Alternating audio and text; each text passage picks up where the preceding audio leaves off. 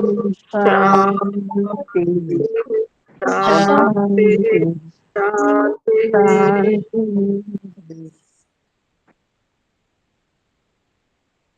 ओम। ऋग्वेद आदि भाष्य भूमि का इस पुस्तक का स्वाध्याय इस समय में हम करते हैं और इसमें उपासना विषय को हम पढ़ रहे हैं, जिसमें योग दर्शन के सूत्रों और उनके व्यास भाष्य के माध्यम से महर्षि दयानंद जी ने उपासना विषय को बहुत अच्छे से स्पष्ट किया है। इसमें हम जो सूत्र यहाँ दे रखे हैं उनमें 19 सूत्र का आर्य भाषा भाष्य पढ़ चुके हैं।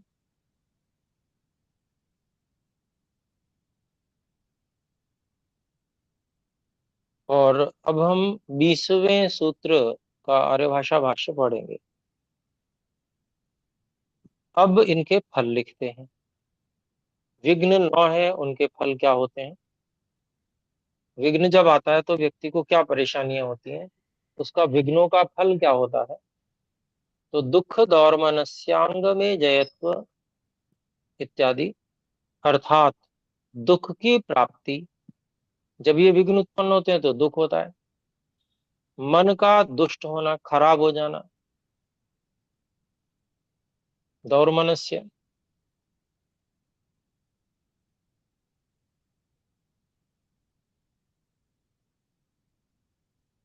शरीर के अवयवों का कांपना, कंपन होता है। जब कोई परेशानी आती है, जब विघ्न होता है तो व्यक्ति जब उससे दुख को प्राप्त करता है, मन खराब हो जाता है, ऐसी स्थितियों में फिर अवयवों का, शरीर के अवयवों का कंपन भी शुरू हो जाता है। जैसे क्रोध होता है तो क्रोध में व्यक्ति के कांपने लगते हैं हाथ पैर। भय में भी कंपन होता है। तो ये परिणाम दिख रहे हैं। जो विघ्न आ रहे हैं, विघ्न जो है उनका परिणाम ये रहता है। तो शरीर के अवयवों का कांपना, श्वास और प्रश्वास के अत्यंत वेग से चलने में अनेक प्रकार के क्लेशों का होना।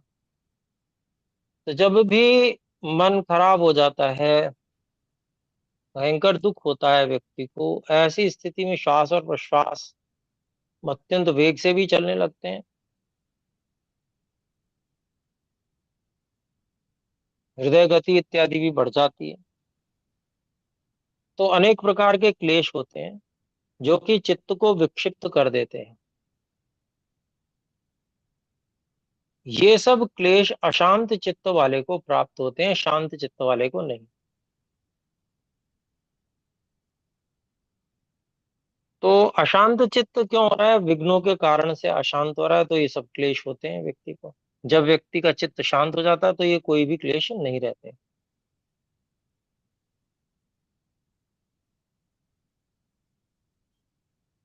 तो ये जो विघ्न व्यक्ति को आते हैं, विघ्न रहते हैं, व्यक्ति कर नहीं पाता है जो भी विघ्नों के कारण से योगाभ्यास जब नहीं कर पाता है तो उनके परिणाम स्वरूप ये दुख दौर्मन्य आदि उसको होते हैं, जिसके कारण से अशांत हो जाने के कारण से ये सब होता है।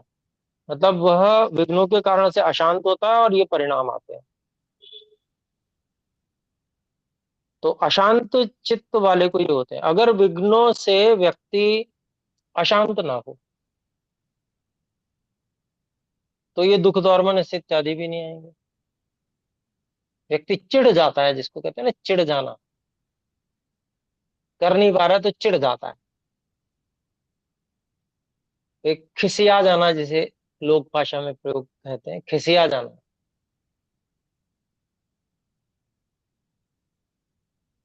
तो ये जो है, जब अशांत, जब इस तरह से अशांत होगा तो फिर ये दुख दौर्मन्य इत्यादि सभी आ जाएंगे। तो इसको यहाँ बता भी दिया है कि ये सब क्लेश अशांत चित्त वाले को प्राप्त होते हैं, शांत चित्त वाले को नहीं। यो हजार विघ्नों के बाद भी यदि शांत रहता है और प्रयत्नशील रहता है उनको दूर करने के लिए, तो बाधा तो भाई बाधा होती है, विघ्न तो विघ्न होते हैं।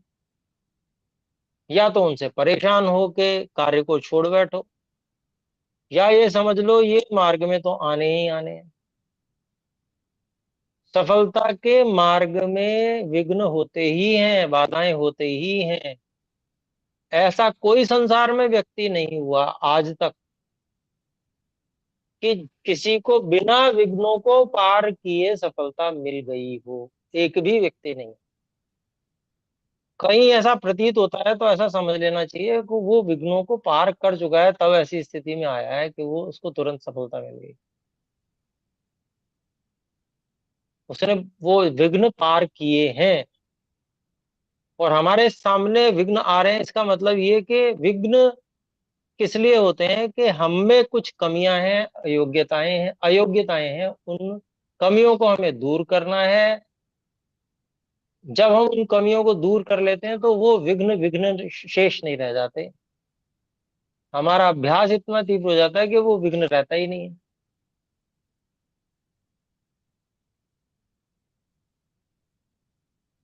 तो ये विघ्न भी ऐसे ही है कि कुछ ना कुछ हम में अयोग्यता है जिसके कारण से ये विघ्न है। व्याधि भी है तो वास्तव में व्याधि भी हमारी अयोग्यता के कारण से है। कैसी अयोग्यता है? हमें जीना आता नहीं है, हमें रहना सहना आता नहीं है, हमें खाना पीना आता नहीं है। ये अयोग्यता है हमारी, इसलिए रोग है। यदि हम उस योग्यता को बना लेंगे, उसके लिए हम अध्ययन करेंगे, सूक्ष्मता में जाएंगे, तो वो विघ्न रहने का ही नहीं है। कैसे रह जाएगा वो विघ्न? जब वो विघ्न नहीं रहेगा तो हम सफलता की ओर आगे बढ़ जाएंगे।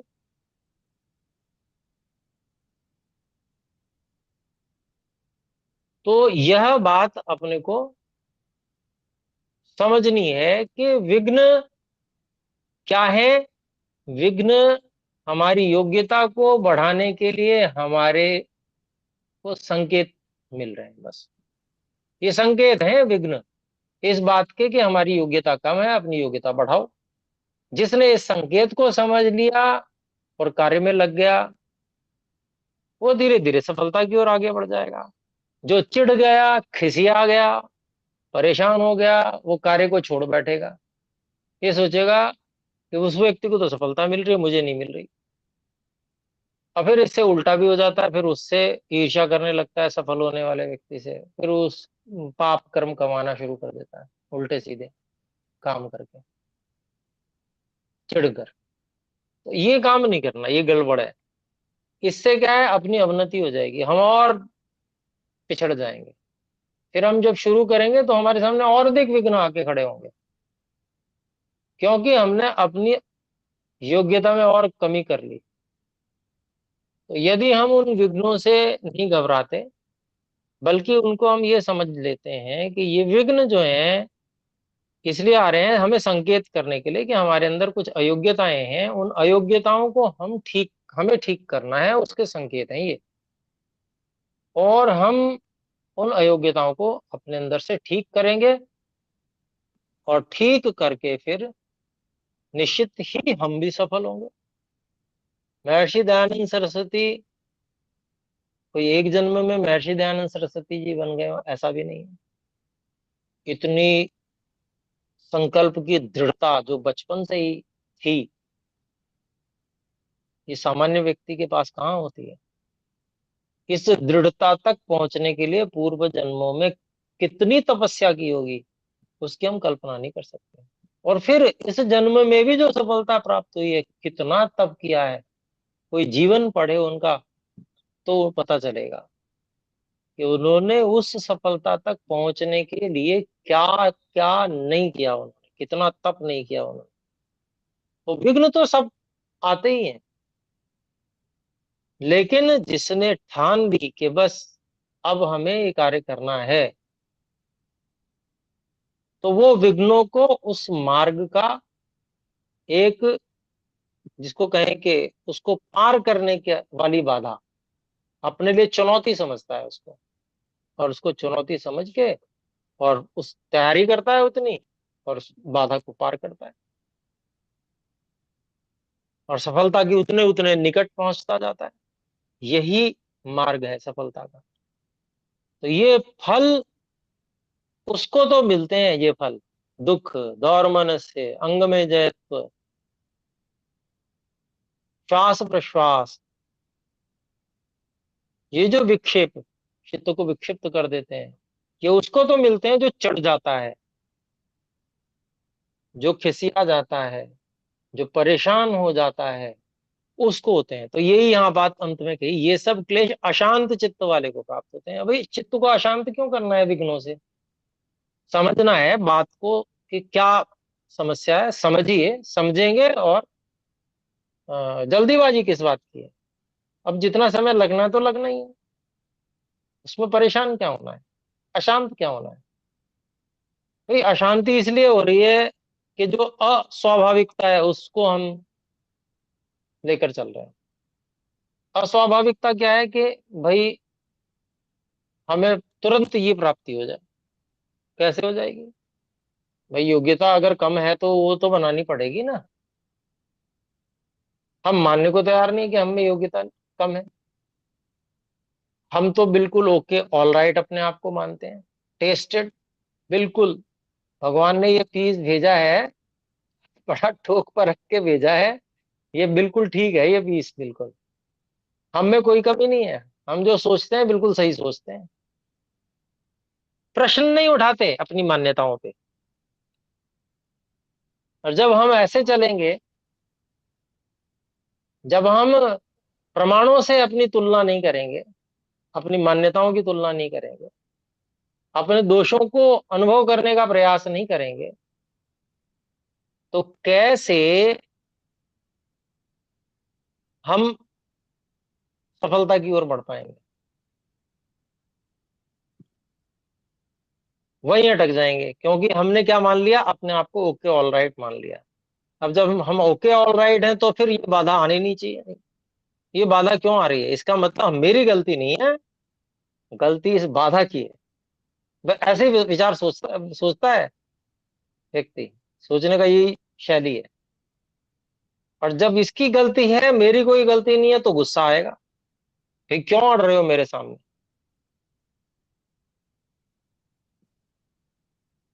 तो ये जो क्रोध है, ये अशांत कर देता है व्यक्ति को।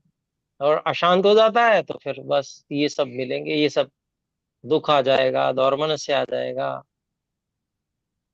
शरीरों के अवयवों का कांपना आ जाएगा, श्वास प्रश्वास बढ़ जाएगी, तनाव हो जाएगा, तमाम तनाव से और रोग बढ़ जाते हैं, तमाम क्लेश हो जाते हैं, चित्त विक्षिप्त हो जाता है, अशांति हो जाती है, योगाभ्यास विदा हो जाता है, ईश्वर भी विदा हो जाता है, अभिमान वहां पर आ जाता है व्यक्ति को, और मैं सब कुछ समाप्त कर दूंगा, मार डालूंगा इत्यादि, ये सब भावनाएं वहां पर जग जाती हैं। तो ये सब हम सब ने अनुभव की हुई होंगी, ये मैं निश्चित बात कह रहा हूँ, मैं भी उसमें हूँ। मैंने भी ये सब अनुभव किया है, ये मूर्खताएं मैंने स्वयं अनुभव की हुई हैं। लेकिन ये जो स्वाध्याय है, ये हमारी आंखें खोलने वाला वाला होता है।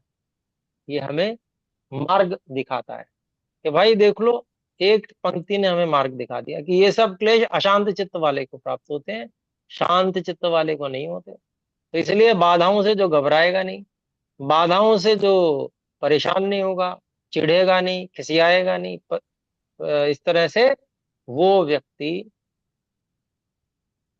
शांत रहेगा, और शांत रह के वो उस समस्या का समाधान खोजेगा। हमारे पास शास्त्र हैं, हमारे पास में वेद हैं, ऋषियों के ग्रंथ हैं, उनसे समाधान प्राप्त होता है। उनका स्वाध्याय करेंगे और मार्ग खोजेंगे, गुरुजनों के पास जाएंगे, शिविरों में जाएंगे, वहां पर शंका समाधान करेंगे। अतिथि, कोई हमारे नगर में ऐसे सच्चे सन्यासी आते हैं, उनको घर पे लेके आएंगे, अतिथि यज्ञ करेंगे, उनकी सेवा शुश्रूषा करेंगे, और उनसे शंका समाधान करेंगे, मार्ग पता करेंगे कि यहाँ मैं अटक गया हूं, अब मुझे मार्ग बताइए। और वो मार्ग बताएंगे, सच्चा मार्ग बताते हैं।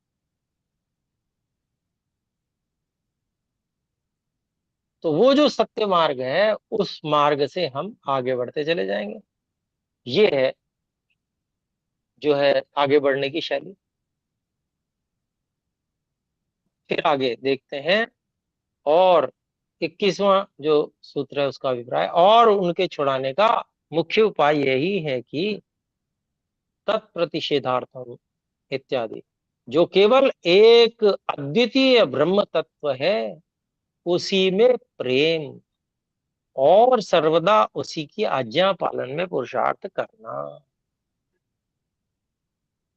अभी पता नहीं किस किस में फंसे हुए हैं कि इस देवता का, ये हमारा कुल देवता है, ये हाँ नहीं, ये आजकल जो है फैशन में नए देवता आ गए हैं, इनको पकड़ लो।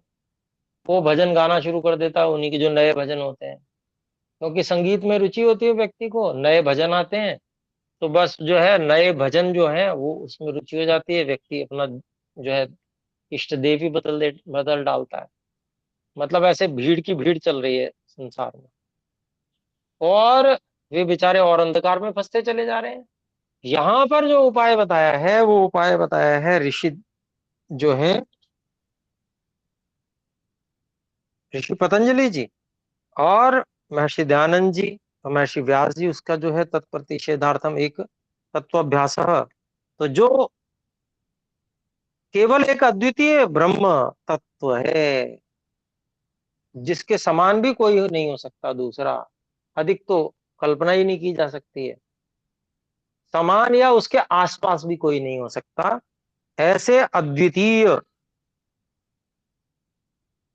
ब्रह्म तत्व में प्रेम, केवल उसी में एकमात्र प्रेम रखने से ये सभी समस्याएं दूर हो जाती हैं।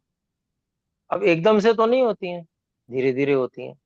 हाँ, जब ईश्वर की भक्ति में व्यक्ति बहुत ज्यादा चला जाता है तो व्याधि इत्यादि जो है वो दुख देना वो कम कर देते हैं, उनसे कष्ट कम हो जाता है, क्योंकि ईश्वर की ओर मन लग जाता है।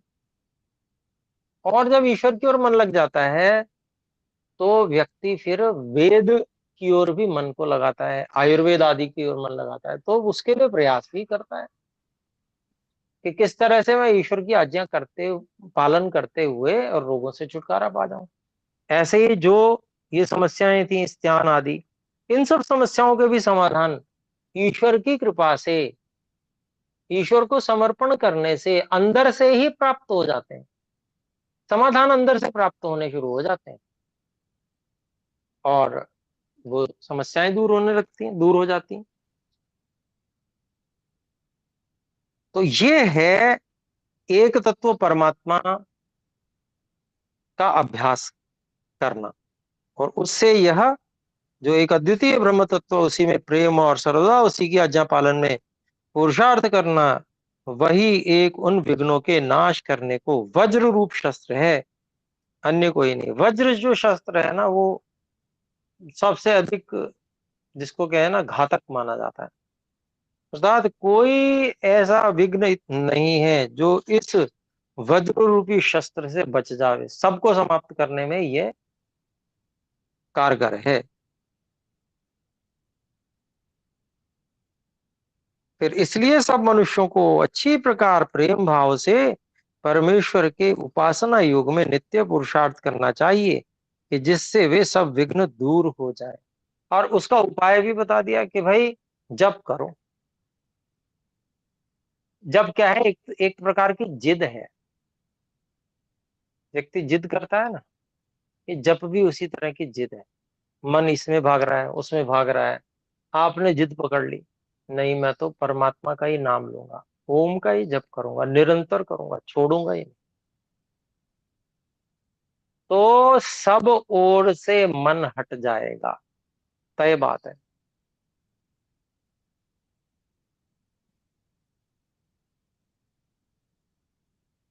जब अम, जब छोटे थे तो क्या है, मन चंचल रहता था, पढ़ने में इच्छा नहीं होती थी,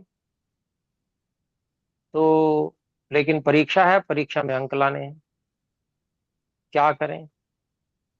तो अब कुछ भी नहीं लग रहा, मन नहीं लग रहा, तो उठा के किताब और पढ़ना शुरू कर दिया, दाएं दाएं दाएं दाएं। समझ में आए या ना आए, और देखते क्या थे, थोड़ी ही देर में मन काबू में आ जाता था। अर्थात जो बातें पढ़ रहे हैं वो समझ में आना शुरू हो जाता था। जिद कर लेते थे, क्या कर लेते थे कि भाई एक बार समझ में नहीं आया तो उसी को 2 बार, 3 बार, 4 बार, उसी को बार बार पढ़ेंगे। और पढ़ते, फिर ऐसा सभी ने प्रयोग किया होगा, सबके जीवन में कहीं ना कहीं ऐसी स्थिति आती है, कुछ ना कुछ प्रयोग होते हैं। तो वो क्या है, वो यही है, जप है। कि हम एक, जिसको कहते हैं ना कि नहीं, अब ये कैसे मानेगा नहीं मन। अर्थात जो अ, वैसे तो मन ऐसे जड़ वस्तु है, इसको हम बौद्धिक रूप से और सिद्ध करके भी समझ सकते हैं। तो बाद में जब हम गुरुकुल गए तो वहां पर हमें ये पता चला मन जड़ है, और उसके प्रयोग भी स्वामी जी ने भी कराए, आचार्य जी ने भी कराए। तो फिर उस ढंग से ज्ञान पूर्वक और जिद पूर्वक जैसे भी हो सके मन को नियंत्रण में लाना है। तो उसका ये उपाय है कि मन को पूरी तरह से परमात्मा में लगा दें, इच्छा को पूरी तरह से परमात्मा में लगा दें, ये है।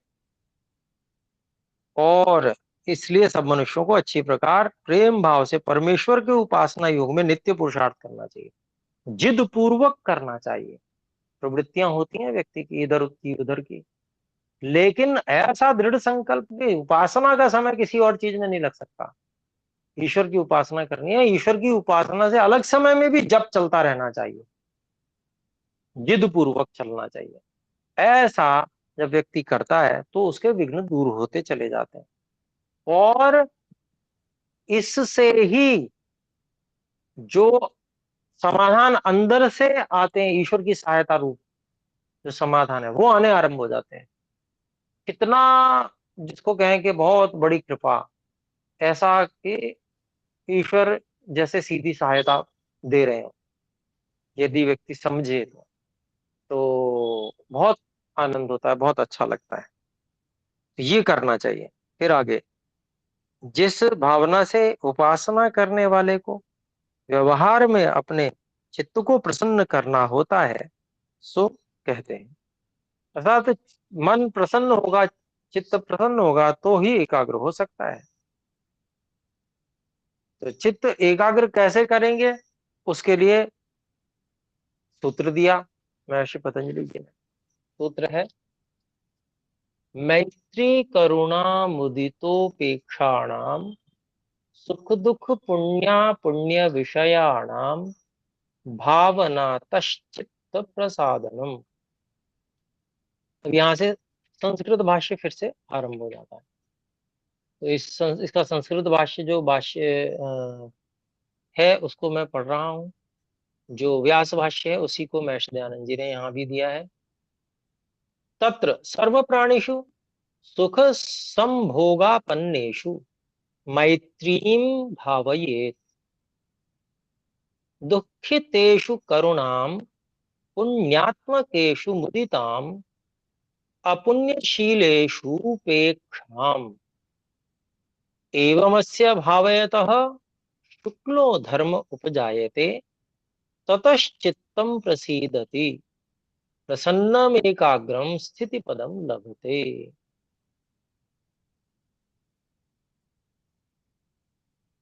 ये पहला उपाय। दूसरा सूत्र, अगला सूत्र है, प्रच्छरदन विधारणाभ्याम वा प्राणस्य। भाष्यम्, कोष्ठ्यस्य वायोर्नासिकापुटाभ्याम प्रयत्न विशेषाद् वमनं प्रच्छर्दनम्, विधारणं प्राणायामः, ताभ्याम वा मनसः स्थितिं संपादयेत्। छर्दनं भक्षितान्न वमनवत् प्रयत्नेन शरीरस्थं प्राणं बाह्यदेशं निस्सार्य यथाशक्तिं बहिरेव स्तंभनेन चित्तस्य स्थिरता संपादनीया। बहुत ही सरल, केवल शारीरिक और प्राण की क्रिया से संबंधित साधन है। तो ये भी यहाँ पर बताया है। इसमें व्यास भाष्य से अतिरिक्त भी महर्षि दयानंद जी ने संस्कृत भाष्य में लिखा है। अगला सूत्र है योगांगानुष्ठानाद अशुद्धि क्षये ज्ञान दीप्तिराविवेक ख्याते है। ये अगला सूत्र है और अगला उपाय भी है मन को प्रसन्न करने का, एकाग्र करने का। भाष्यम तेषाम उपासना योगांगानुष्ठानाचरणात् अशुद्धिरज्ञानं प्रतिदिनं क्षीणं भवति ज्ञानस्य च वृद्धिर्यावन्मोक्ष प्राप्तिर्भवति। तो बता रहे हैं, देखिए यहाँ पर इसका हम अभी आर्य भाषा भाष्य भी पढ़ेंगे, पहले संस्कृत भाग देख लेते हैं। अगला सूत्र है यम नियम आसन प्राणायाम प्रत्याहार धारणा ध्यान समाधयोष्टावंगानि।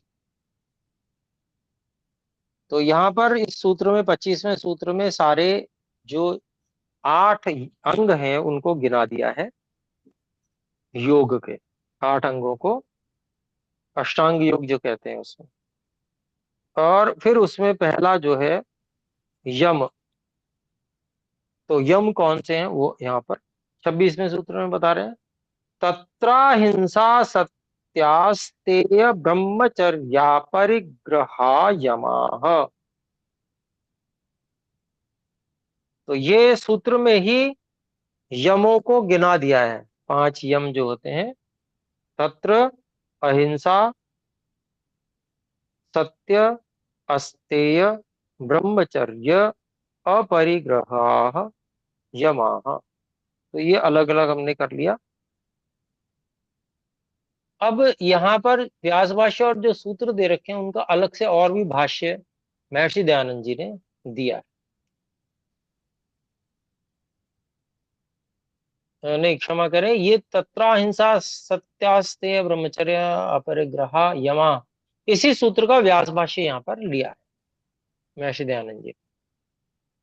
भाष्यम तत्राहिंसा सर्वथा सर्वदा सर्वभूतानामनभिद्रोहः उत्तरे च यमनियमास्तन्मूलास्तत्सिद्धि परतया तत्प्रतिपादनाय प्रतिपाद्यन्ते तदवदात रूपकरणायैवोपादीयन्ते तथा च उक्तम् स खल्वयम् ब्राह्मणो यथा यथा व्रतानि बहूनि समादित्सते तथा तथा प्रमादकृतेभ्यो हिंसा निदानेभ्यो निवर्त मानस्तामेवावदान तामेवावदात रूपाम अहिंसाम करोति।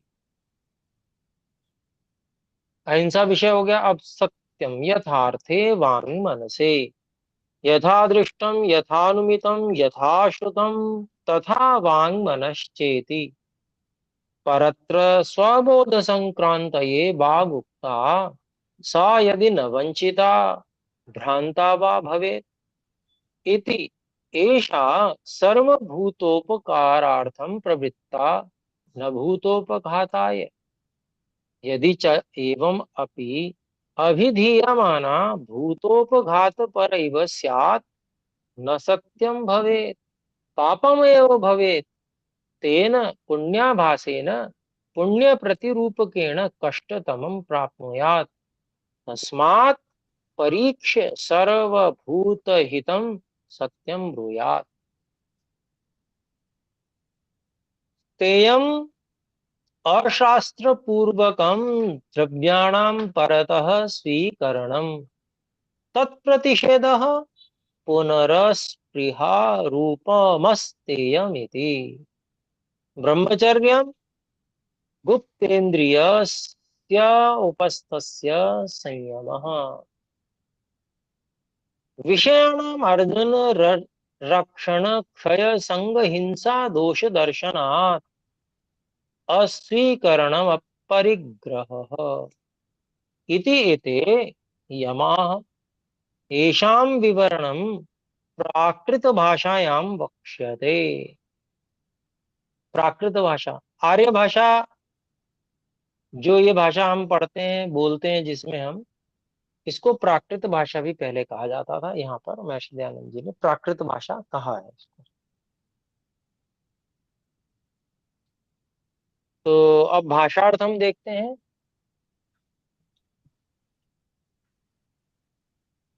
मैत्री करुणा इत्यादि, अर्थात इस संसार में जितने मनुष्य आदि प्राणी सुखी हैं, उन सबों के साथ मित्रता करना।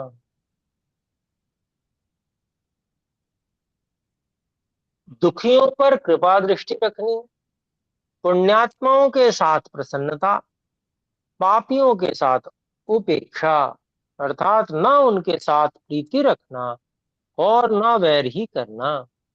इस प्रकार के वर्तमान से उपासक के आत्मा में सत्य धर्म का प्रकाश और उसका मन स्थिरता को प्राप्त होता है।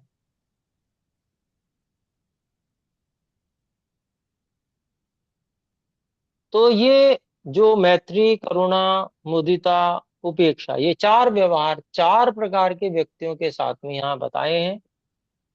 तो ये अपने को यथावत करने चाहिए। अर्थात जो सुखी लोग हैं,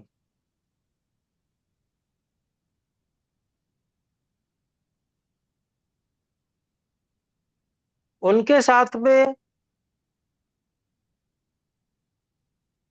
मित्रता रखने से हमें भी लाभ होगा, हम भी सुखी हो जाएंगे। परंतु लोग करते क्या है, उल्टा करते हैं। उनसे ईर्ष्या करने लग पड़ते हैं, जलने लगते हैं, अपनी हानि कर लेते हैं। परंतु उससे जो है उनको दुख होता है।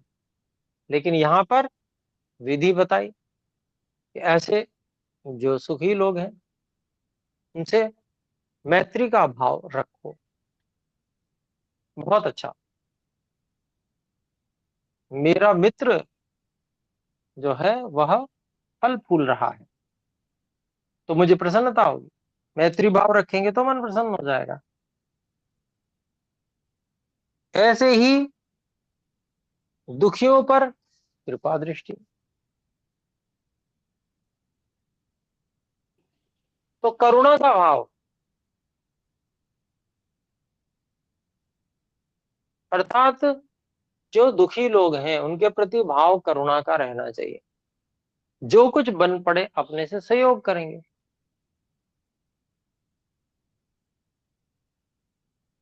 तो ये जो करुणा का भाव है, अब हमने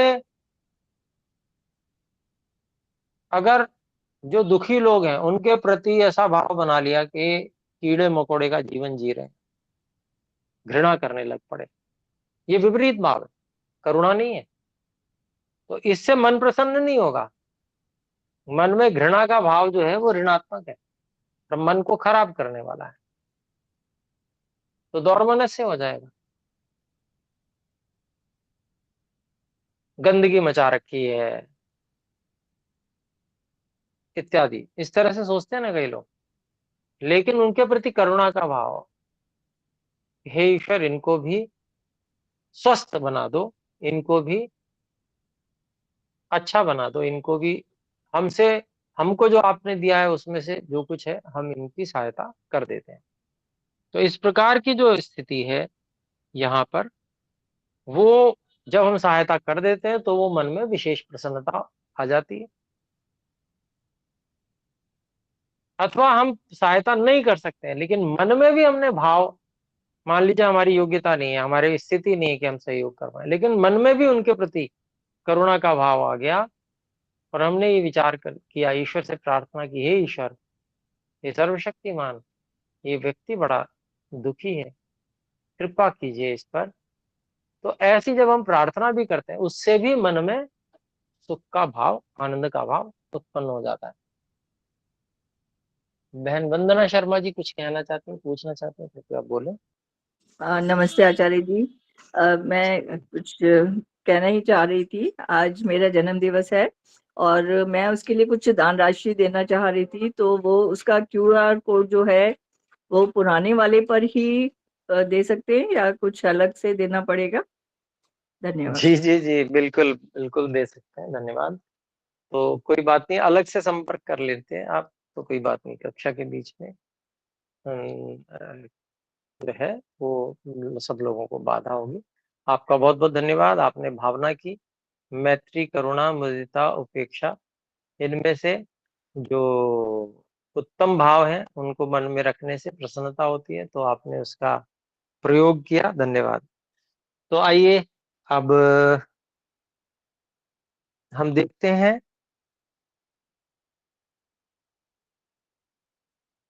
यहाँ पर जो अ,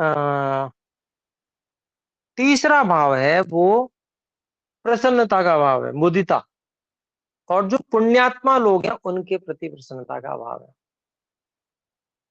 जो पुण्यात्मा लोग हैं, वो क्या करते हैं? वो सबके हित के लिए कार्य करते हैं। चाहे वो अध्यापन करना हो, चाहे अन्य प्रकार की सेवा हो, तो वो क्या है, सबके हित के लिए ऐसे पुण्यात्मा लोग होते हैं। पुण्य कार्य बहुत किया करते हैं। तो कई लोग ऐसे भी होते हैं जो उनको देख कर के इसको क्या पड़ी है, क्यों ऐसा कर रहा है, रहने दो, इनको अपने हाल पे छोड़ दो इत्यादि। भाई वो पुण्यात्मा व्यक्ति है, पुण्य कमा रहा है, कर रहा है अपना कार्य, तो उसको करने देना चाहिए। उसके प्रति कोई द्वेष का भाव ना हो कि ये पुण्यात्मा है, पुण्य करेगा तो हमसे आगे बढ़ जाएगा। तो व्यर्थ की रेस नहीं करनी चाहिए, और बल्कि प्रसन्न होना चाहिए कि बड़ा अच्छा व्यक्ति है, बहुत अच्छा कार्य करता है, हमें भी इससे प्रेरणा लेके अच्छे कार्य करने चाहिए। तो ये जो है प्रसन्नता का भाव, और विपरीत भाव जो है वो दुःख को उत्पन्न करेगा, क्लेश को उत्पन्न करेगा। लेकिन जो ये उत्तम भाव है, प्रसन्नता का भाव है, प्रेरणा लेने का भाव है, ये व्यक्ति के अंदर प्रसन्नता को उत्पन्न करेगा। और फिर चौथा जो भाव है, वो उपेक्षा का है। उपेक्षा जो होती है, बहुत कठिन कार्य है उपेक्षा करना। व्यक्ति उपेक्षा करते-करते घृणा में उतर जाता है, झुंझलाहट में उतर जाता है। झुंझलाहट, अब कोई अपुण्य आत्मा है, गलत कार्य कर रहा है, तो हमारा यदि कोई कर्तव्य है, तो हम उसका निर्वहन कर सकते हैं, परंतु हम उपेक्षा करें, अर्थात उसकी ओर से ध्यान हटा लें अपना, अपने काम में लग जाएं, और ऐसे हो जाए जैसे हमने कभी उसे देखा ही नहीं था। अपने कार्य में इतने अधिक एकाग्र हो जाएं कि अपने कार्य को बहुत अच्छे से हम संपन्न करें। तो ये उपेक्षा का भाव है। उपेक्षा के भाव में दूसरे के प्रति घृणा का भाव सम्मिलित नहीं है, विस्मृति का भाव है, अर्थात अनदेखा किया और भूल भी गए, ये है उपेक्षा। अनदेखा किया, मन में रख लिया, याद रख रहे हैं उसको, फिर बाद में कुढ़ भी रहे हैं, ये उपेक्षा नहीं है। उपेक्षा की तो वहीं छोड़ दिया, खत्म, भूल भी जाओ वहीं पर, और अपने आप को किसी जो अपने उद्देश्य से संबंधित कार्य है, उसमें इतना व्यस्त कर लो कि उसका ध्यान ही ना आए। एक व्यक्ति घड़ी साज है, वो बैठा है, बाजार में बैठा है और घड़ी ठीक कर रहा है। बाजार से ढोल नगाड़े, बारात, शादी सब निकल जा रहा है, पर उसका उसके प्रति क्या भाव है? उपेक्षा भाव है। ये उपेक्षा भाव है कठिन, पर है बहुत अधिक लाभदायक। ये उपेक्षा भाव समाधि लगाने के लिए बहुत अधिक आवश्यक है, आना चाहिए। अगर उपेक्षा करना नहीं आता है, व्यक्ति समाधि नहीं लगा सकता, गारंटी की बात है। क्योंकि जब वृत्तियों और अपने जो जिसको हम कहें कि रुचि के अनुकूल जो चीजें होती हैं, जिनके विषय में विचार हम करते हैं, उससे उपेक्षा करनी होती है। यदि हम उनसे चिढ़ जाएं कि अरे क्यों मुझे बार बार आ जाता है, तब भी हम द्वेष के क्षेत्र में चले जाते हैं और हम साधना से दूर हो जाते हैं, समाधि से दूर हो जाते हैं। बिल्कुल परफेक्ट उपेक्षा वहां पर चाहिए हमको समाधि लगाने के लिए। यदि हमको बिल्कुल ठीक ठीक उपेक्षा करनी आती है तो हम बहुत सरलता से समाधि लगा सकते हैं। हमें किसी वस्तु, किसी विचार, किसी व्यक्ति, उसको अनदेखा करना है, हटाया और विस्मृत कर दिया, भुला दिया, अपने कार्य में लग गए। बाहर से बहुत तीव्र कोई आवाज आ सकती है जो हमारी समाधि को भंग कर दे, परंतु इस व्यक्ति को, जो समाधि में निपुण है, इसको उपेक्षा करना बहुत अच्छे से आता है। अपने कार्य में लगा रहेगा, वो आया आया, गया गया, उसको कोई मतलब नहीं। ये घड़ी साज भी ऐसे ही तो करता है। कोई व्यक्ति दौड़ता दौड़ता आया कि भाई मेरा जो है ढोल नगाड़े वाले और बारात वगैरह छूट गए हैं, पीछे रह गया हूं मैं कहीं, तो मुझे बता दो जरा कि इधर से का कोई इस रास्ते से बारात गई थी। घड़ी साज से पूछा हिला के उसको, वैसे तो उसने सुना ही नहीं, लेकिन जब उसको हिलाया तो उसने कहा हाँ भैया। बोले ऐसे ऐसे गई थी बारात। बोले भैया मुझे पता नहीं, मैं अपना काम कर रहा हूँ, मुझे नहीं पता चला क्या हुआ क्या नहीं हुआ, मैं तो इधर था, एकाग्र था।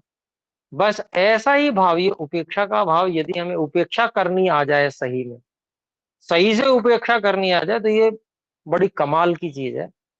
परंतु वास्तविकता ये है, ये संतुलन उपेक्षा का बनाना आता ही नहीं है व्यक्ति को। और जब ये नहीं आता तो समाधि तो कभी कदापि नहीं लग सकती। और ये सीखना पड़ेगा, समाज में सीखना पड़ेगा पहले, तभी प्रसन्न रह पाएगा व्यक्ति। व्यक्ति कहता है मैं तो उपेक्षा कर देता हूँ उसकी, और मुंह ऐसा बनाएगा जैसे मैं वाणी से बोल रहा हूं तो आपको समझ में आ गया होगा मैं कैसा मुंह बना रहा हूँगा।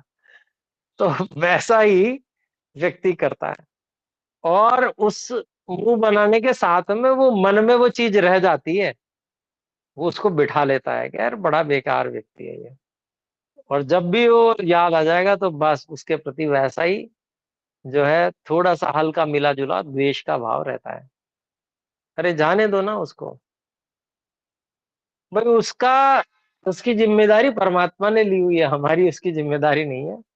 हमें उसको नहीं देखना है, हमें उस ओर ध्यान ही नहीं देना है। तो ये जो उपेक्षा का सही तरीका है, इसको अपने को सीखना चाहिए। बहुत जबरदस्त चीज है ये।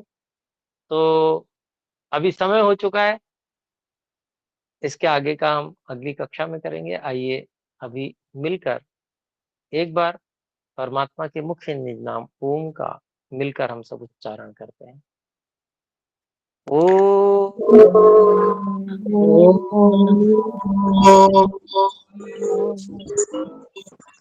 सभी को सादर नमस्ते। नमस्ते आचार्य जी, सभी भाई बहनों को नमस्ते।